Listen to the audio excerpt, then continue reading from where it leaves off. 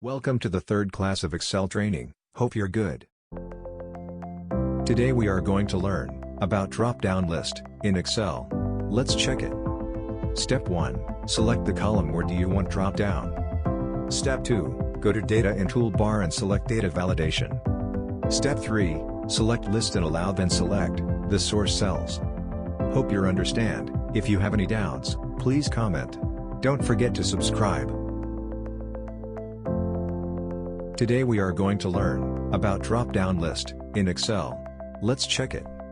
Step 1. Select the column where do you want drop-down. Step 2. Go to Data and Toolbar and select Data Validation. Step 3. Select List and Allow, then select the source cells.